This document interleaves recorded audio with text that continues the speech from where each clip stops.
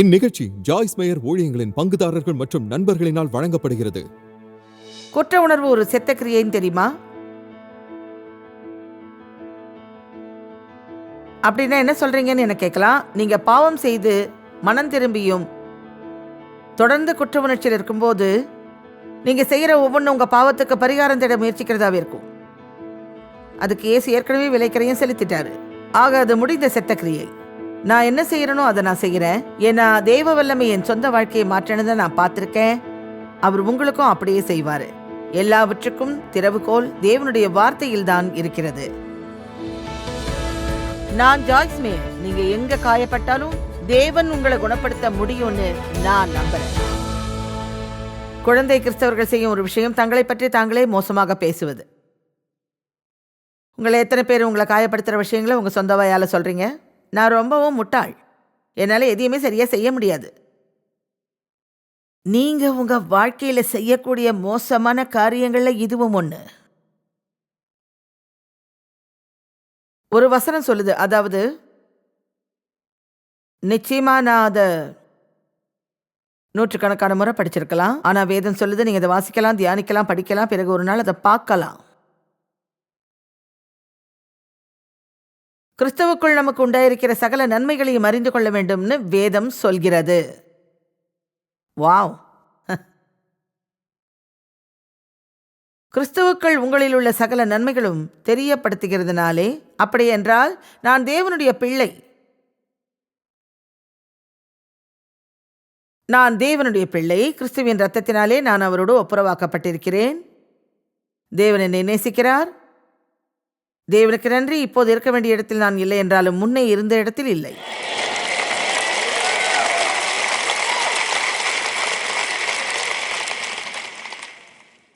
நீங்க எவ்வளவு அற்புதமானவர்ன்றது உங்களுக்கே தெரியாது. அதாவது உண்மையிலேயே உங்களை தாழ்வா உணர முயற்சிக்கல. நீங்க தேவனுடைய ஆலயம்.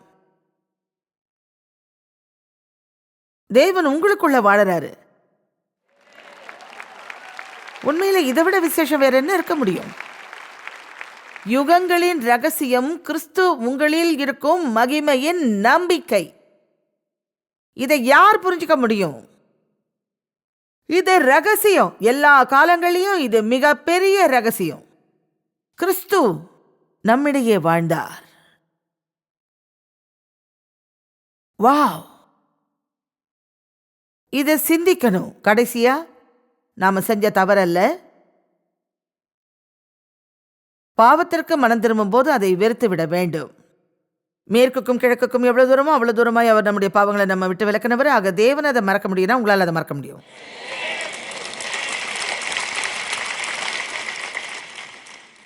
வசனம் 14 சொல்கிறது, பலமான ஆகாரமானது நன்மை தீமை என்னதென்று பயிற்சியினால் பகுத்தறியத்தக்கதாக முயற்சி செய்யும் ஞானேந்திரியங்களை உடையவர்களாகிய பூரண வயதுள்ளவர்களுக்கே தகும். எது சரி எது தவறு? உங்களை எத்தனை பேருக்கு இது போன்ற அடையாளங்கள் பல இடங்கள் இருக்கிறது தெரியும்? ஆகவே இது அடிப்படையில் நீங்க தவறான பாதையில நடந்தா தொலைஞ்சு போவீங்கன்னு சொல்லுது. அடிப்படையில் உலகில் தொலைஞ்சு போனவங்க எல்லாருமே தவறான முடிவை எடுத்ததால தான் தொலைஞ்சு போனாங்க. ஆனா நீங்க உங்க வழியை கண்டுபிடிச்சு சரியான பாதையை பின்பற்றணும். அடுத்த வாரம் சிறியது பெரியதுன்னு இரண்டையும் தேர்வு செய்ய உங்களுக்கு பல விருப்பங்கள் இருக்கும். கூடுதலா நீங்க சரியான முடிவுகளை எடுக்கும்போது வாழ்க்கை சிறப்பா மாறும். எவ்வளவு தவறு செய்றீங்களோ அந்த அளவுக்கு மோசமாகவும் மாறும். நான் ஒன்று சொல்றேன்,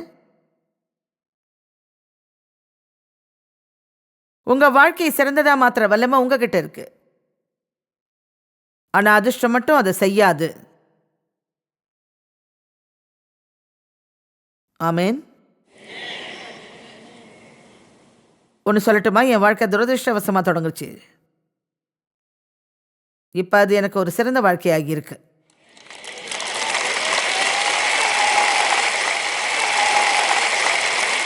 உண்மையை சொல்றதுன்னா எனக்கு ஒரு பயங்கரமான வலி மிகுந்த குறைந்த செயல்பாட்டு தொடக்கம் இருந்தது. ஆனால் இப்போ நல்லா இருக்கேன்.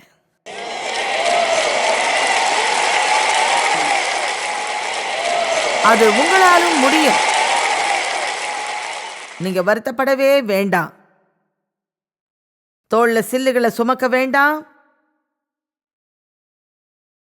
மன்னிப்பற்ற தன்மையே வச்சிருக்க கூடாது. உங்க மோசமான நடத்தைக்கு சாக்கு போக்கு சொல்ல முடியாது. நான் வருஷக்கணக்கில் சாக்கு போக்குகளை சொல்லிக்கிட்டு இருந்தேன். ஆமா, நான் துஷ்பிரயோகம் செய்யப்படலைன்னா இந்த வழியில செயல்பட முடியாது.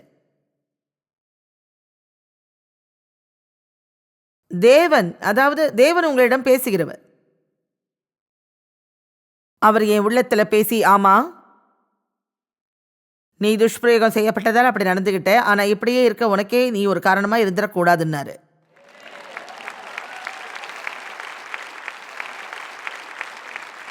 ஒருவேளை உங்களுக்கு ஏற்பட்ட பிரச்சனைகள் உங்களுக்கு நடந்த விஷயங்களா இருக்கலாம். அதுக்கு தீர்வு உண்டு. நீங்க அப்படி இருக்க வேண்டியதில்லை.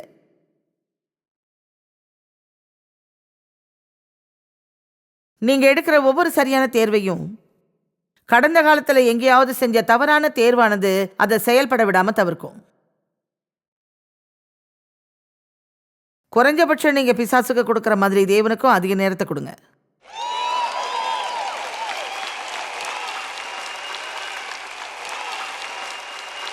ஆமென்.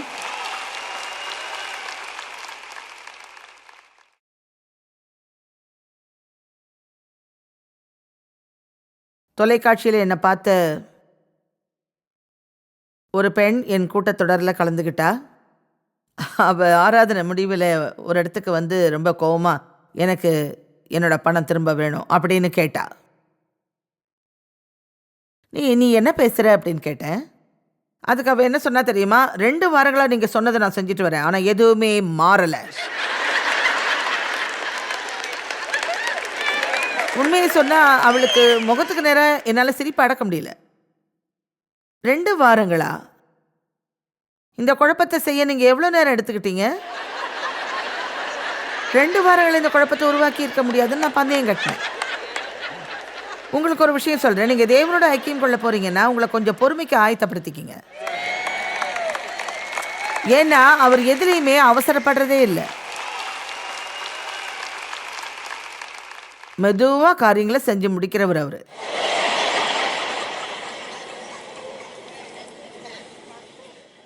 அதிகாரம் 6 வசனம் 1 அது என்ன சொல்லுகிறது என்றால், ஆகையால் கிறிஸ்துவை பற்றி சொல்லிய மூல உபதேச வசனங்களை விட்டு செத்த கிரியைகளுக்கு நீங்களாகவும் மனம் திரும்புதல் தேவனின் பேரில் வைக்கும் விசுவாசம். ஆகவே நான் எப்படி சொல்றேன், இன்னைக்கு எல்லா நேரமும் ஒரே முட்டாள்தனமான விஷயங்களை நேரத்தை செலவிடுறதை நிறுத்திட்டு ஆவிக்குரிய முதிர்ச்சியில் வளர தீர்மானிப்போம்.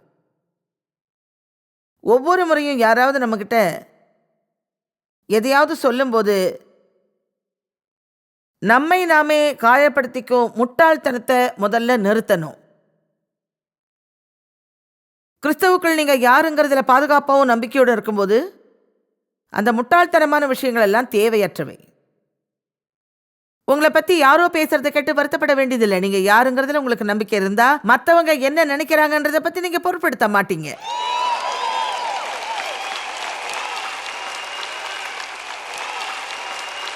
1 கொரிந்தியர் 13 வசனம் சொல்கிறது, அன்புக்கு பொறாமை இல்லை, பொறாமை கொள்ள வேண்டியதில்லை. ஏன் உணர்வுகளை புண்படுத்துறீங்க? இல்ல, உங்க உணர்வுகளை புண்படுத்திக்கிறீங்க.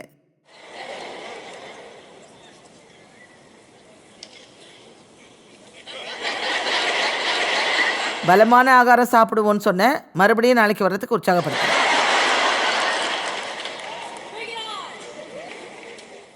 ஆகவே அவர் சொல்றாரு, மனம் திரும்புதலுக்கும் செத்த கிரியைகளை அகற்றுவதற்கும் மீண்டும் அடித்தளமிடாத படிக்கு நாம் விட்டு விலக வேண்டும் என்று அவர் சொல்லும் சில விஷயங்கள் இங்க இருக்கு. குற்ற உணர்வு ஒரு செத்த கிரியை. அது என்ன தெரியுமா? அதுக்கு என்ன அர்த்தம்னு கேட்கலாம். நீங்கள் பாவத்திலிருந்து மனம் திரும்பியும் தொடர்ந்து குற்ற உணர்ச்சியில் இருக்கும்போது நீங்கள் செய்யும் எல்லா பாவத்திற்கும் விலைக்கிரயம் செலுத்த முயற்சிக்கிறீர்கள். இயேசு ஏற்கனவே அதற்கான விலையை செலுத்தி விட்டார். ஆகவே இது ஒரு செத்த கிரியை. சிலர் திருப்தி அடையாமல் தங்களை தாங்களே மோசமாக நினைப்பது ஆவிக்குரியதுன்னு நினைக்கிறாங்க. அதைத்தான் மதத்திலிருந்து பெறுகிறோம். இயேசு மதத்தை நிலைநாட்ட மறிக்கவில்லை. தேவனோடு ஒரு அன்பான ஐக்கியத்தை நமக்கு கொடுப்பதற்காக அவர் மரித்தார்.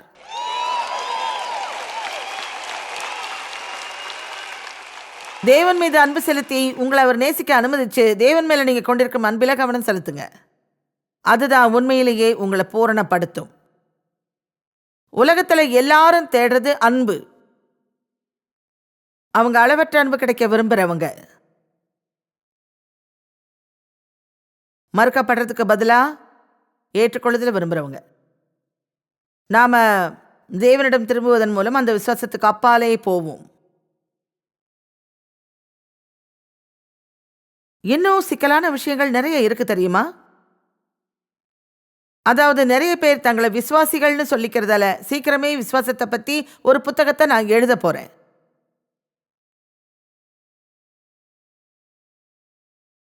தினமும் நாம கேட்கும், கவனிக்கும் மற்றும் பார்க்கும் பல விஷயங்கள் அதுல இருக்கு. ஆனா அவை என்னன்னு நமக்கு உண்மையிலேயே புரியறதில்ல. மனம் திரும்புதலை குறித்த விஷயத்தை விட வேண்டிய நேரம் இது. அதனால நாம மனம் திரும்பக்கூடாதுன்னு அர்த்தம் இல்லை. இதுல நம்ம குழப்பமடைய தேவையில்லை. நாம மனம் திரும்பும் போது அது முடிஞ்சிடுச்சுன்றத நாம தெரிஞ்சுக்கணும். அது முடிந்தது.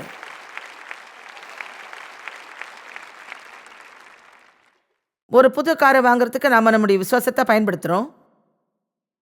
விசுவாசம் அதுக்காக இல்லை.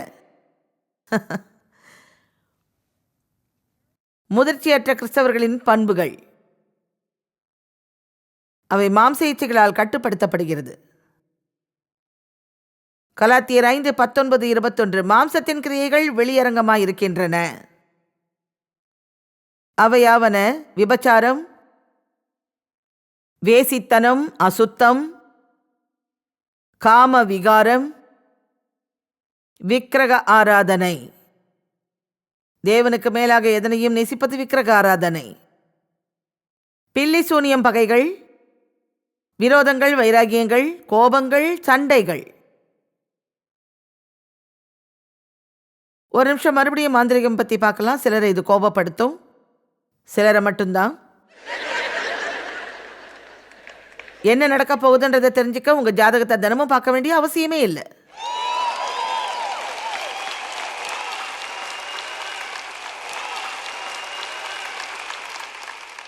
சில சமயங்களில் நான் அந்த விஷயத்தை பார்க்கும்போது ஒத்துக்கிறேன்.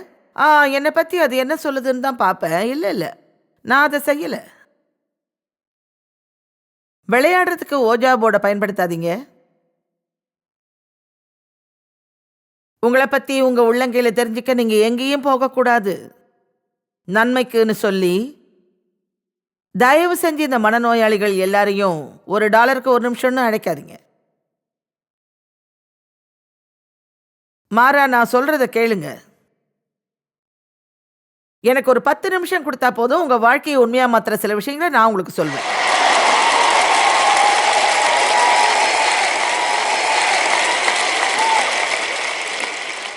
ஓ மை காட். எப்படி இருந்தாலும் அதை தூக்கி வீச விரும்புகிறேன். முக்கியமாக உங்களுக்காக மட்டும் இல்லை, தொலைக்காட்சியில் பார்க்குற எல்லாருக்காகவும் தான். விசித்திரமான கருத்துக்களை கொண்ட பிரிவுகள், மாறுபாடுகள், பொறாமை, வெறிகள்.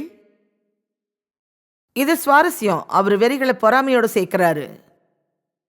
குடி, மயக்கம், இது போல. இப்போ இந்த அடுத்த வசனத்தில் என்ன செய்ய போறீங்கன்னு எனக்கு தெரியாது. நான் அதை வாசிக்கிறேன். இப்படிப்பட்டவைகளை செய்கிறவர்கள் தேவனுடைய ராஜ்யத்தை சுதந்திரிப்பதில்லை என்று முன்னே நான் சொன்னது போல இப்பொழுதும் உங்களுக்கு நான் சொல்லுகிறேன். ஆமாமா, கை தட்டலாமா வேணாமான்னு தெரியல. எப்படி உணர்றீங்கன்னு எனக்கு புரியுது. ஒரு நிமிஷம் பொறுங்கன்னு சொல்றீங்க. ரட்சிக்கப்படுறதுக்கு நான் செய்ய வேண்டியதெல்லாம் என் சார்பாக இயேசு மரித்தார்னு விசுவாசிக்கிறது தான்னு நான் நினைச்சேன். அது உண்மைதான். ஆனா கொஞ்சம் நான் விளக்கமா சொல்றேன். நீங்க உண்மையிலேயே விசுவாசித்தால், அதாவது நீங்க உண்மையிலேயே நம்பினால் நீங்களும் கீழ்ப்படிவீர்கள்.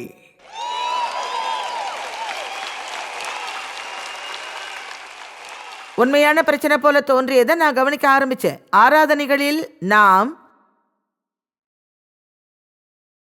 பலிபீட அழைப்புகள் கொடுக்கும்போது பொதுவாக கிறிஸ்துவை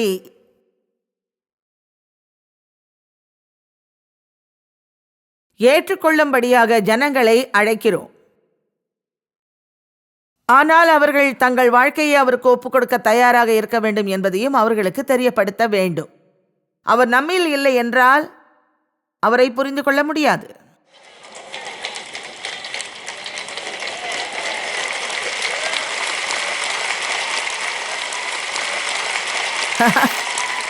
தேவன் உங்கள் பாவங்கள் அனைத்தையும் மன்னிக்க விரும்புகிறார்.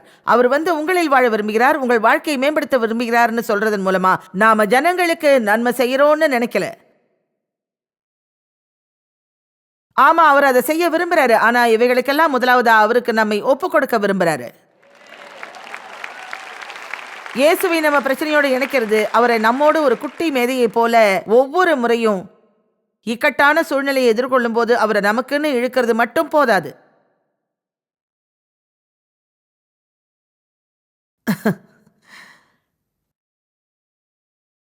நாம் தேவனுக்கு பின் செல்ல வேண்டும். அவர் உங்கள் வாழ்க்கையாக மாற வேண்டும்.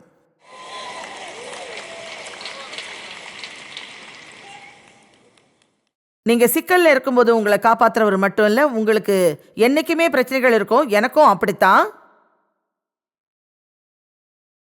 இயேசு என்னை இல்லாமல் உங்களால் ஒன்றும் செய்ய முடியாது என்று சொன்னார். ஒவ்வொரு நாளும் எனக்கு இதை நான் நினைவுபடுத்திக்குவேன். அவரை விட்டு என்னால் எதுவும் செய்ய முடியாது.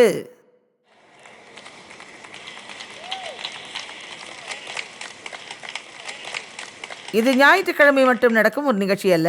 ஏன்னா இப்போ ஆலய ஆராதனை சுமார் 38 நிமிடங்களோ அல்லது இது போலவோ நடக்கும். நான் உங்களுக்கு ஒன்று சொல்றேன். நாம தேவனுடைய வீட்டை விட்டு அவசரமா வெளியேற இருந்தா அப்படி போகக்கூடாது.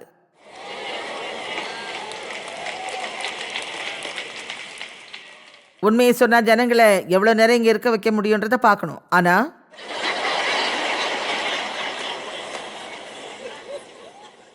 உங்களோட 1 மணி நேரம் செலவழிச்சு ஒரு சிறு உபசரிப்பை கொடுத்துட்டு உங்களை வீட்டுக்கு அனுப்புறதுக்காக நான் இந்த இடத்துக்கு வரல.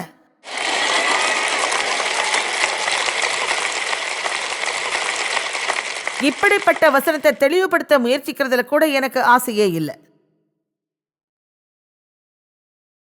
பொதுவா அதை வாசிப்பேன். அது மக்களை பயமுறுத்துறதால அதை விளக்க கூட முயற்சிக்க மாட்டேன். நான் உன்னை எச்சரிக்கிறேன்.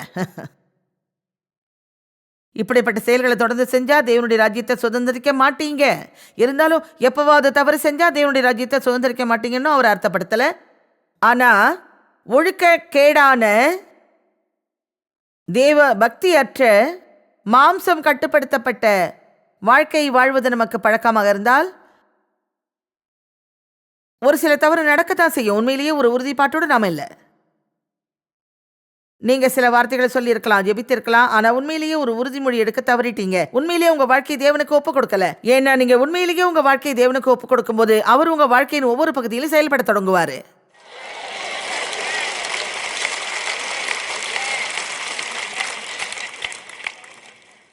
நான் கஷ்டத்துல இருக்கும்போது நீங்க எனக்கு உதவ வேண்டும். வேண்டாம், தொலைக்காட்சியில் தேவையற்ற நிகழ்ச்சியை பார்க்குறேன்னா என்னை குற்றப்படுத்த வேண்டாம்னு சொல்லாதீங்க. நான் சுயநல கொண்டவளா இருந்தா என்னை குற்றவாளியா நினைக்காதீங்க. உண்மையிலேயே இதை கேட்டுக்கிட்டு இருக்கீங்களா?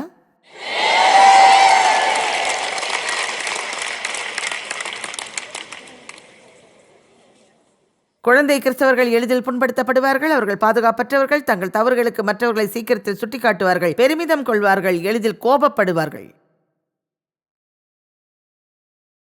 கலாத்தியர் 5:22-23. ஆனால் ஆவியின் கனியோ இயேசுவின் வருகைக்கு ஆயத்தப்பட வேண்டியது அன்பு, சந்தோஷம், மகிழ்ச்சி, சமாதானம், நீடிய பொறுமை, ஒரு சமமான மனநிலை, சகிப்புத்தன்மை, தயவு, நற்குணம், விசுவாசம், சாந்தம், சாந்தமும் தாழ்மையும், இச்சையடக்கம், சுய கட்டுப்பாடு, ஞானமான போக்கு, இப்படிப்பட்டவைகளுக்கு விரோதமான பிரமாணம் ஒன்றுமே இல்லை. அதுதான் இப்ப பூரணத்தோடு இருக்கீங்க. எல்லாவற்றுக்கும் மேல கர்ப்பம் தரிச்சிருக்கீங்க. குழந்தை பிறக்கலைனாலும் இன்னும் கர்ப்பமா தான் இருக்கீங்க. உங்கள சிலர் இதனால பிரசவ வலியை அனுபவிக்க போறீங்க.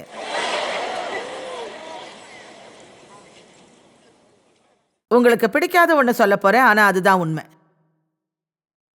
ஆவிக்குரிய முதிர்ச்சியும் துன்பமும் கைகோர்த்து செல்லக்கூடியது.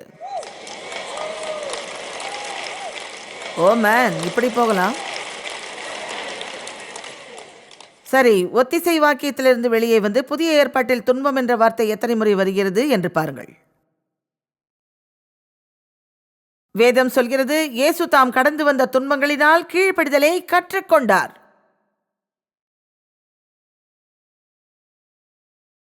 அவர் கொஞ்சமும் கீழ்ப்படியலைனா எப்படி கீழ்ப்படிதலை கற்றுக்கொள்ள முடியும்? எவ்வளவு கடினமாக இருந்தாலும் சரியானதை செய்து கீழ்ப்படிதலின் விளைவை கற்றுக்கொண்டார். 1 பேதுரு 4:1-2. இப்படி இருக்க கிறிஸ்து நமக்காக மாம்சத்திலே பாடுபட்டபடியால் நீங்களும் அப்படிப்பட்ட சிந்தையை ஆயுதமாக தரித்துக் கொள்ளுங்கள். தேவனை பிரியப்படுத்த தவறி விடுவதை விட பொறுமையோடு துன்பங்களை தாங்குவது நல்லது. இப்படி நாம் சிந்திக்க வேண்டும். தேவனை பிரியப்படுத்த பொறுமையோடு துன்பங்களை தாங்கணும்.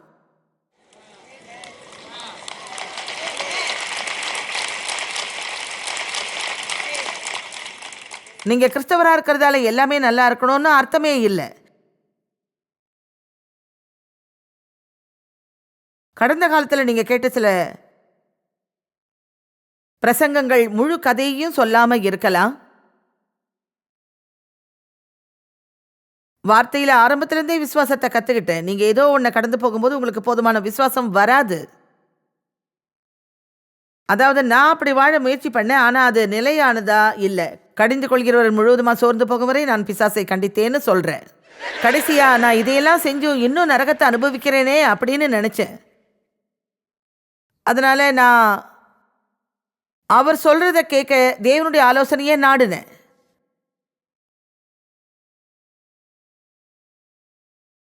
இது போன்ற வசனங்களை வாசிக்க ஆரம்பிச்சேன். அதை மறுக்க முடியாது. எல்லாமே சுலபமா இருக்காது, எதுவுமே நல்லாவும் தெரியாது. விஷயங்கள் நமக்கு நடக்கும், ஆனா அதையெல்லாம் தனியா எதிர்கொள்ள வேண்டியதே இல்லை. இந்த அறையில் உள்ள யாருமே இப்படி கடக்க கூடாது. ஒரே நேரத்தில் அப்படி விசுவாசிக்க முடியாது. விசுவாசங்கிறது நம்ம எல்லா பிரச்சனைகள் இருந்தும் விடுபட தேவன் நமக்கு தர்றது இல்லை. அவைகள் மூலமா நம்மை வழிநடத்தி நாம ஜெயத்தை பெறணும். என் தந்தையிடமிருந்து என்னை காப்பாற்றும்படி தேவனிடம் நான் சிறு வயதில் நிறைய ஜெபித்திருக்கிறேன். தொடர்ந்து ஜெபித்து கொண்டே இருந்தேன். அதாவது எங்க அப்பா மரித்து போகணும்னு கூட ஜெபிச்சிருக்கேன். நான் இருந்த சூழ்நிலையிலிருந்து என்னை விடுதலையாக்க எங்க அம்மா அவரை விட்டு விலக ஜெபிச்சிருக்கேன். தேவன் என்னை அதிலிருந்து விடுவிக்காம இருந்திருந்தாலும் என்னை அந்த சூழ்நிலையில் அவர் பார்த்தாரு.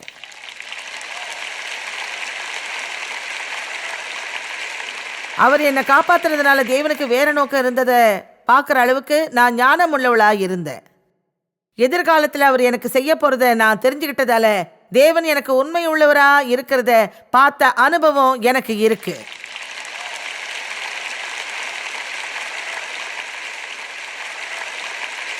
மற்றபடி உங்களுக்கு நான் வேற என்ன சொல்ல இருக்கு? ஒன்று மட்டும் சொல்றேன், தேவனை விசுவாசிங்க, உங்க எல்லா பிரச்சனைகளும் தீர்ந்து போகும். அப்படி செய்யாதால எனக்கு என்ன ஆச்சுன்னு நினைக்கிறீங்க? புரிஞ்சுக்கோங்க, நான் உண்மையைத்தானே சொல்றேன்.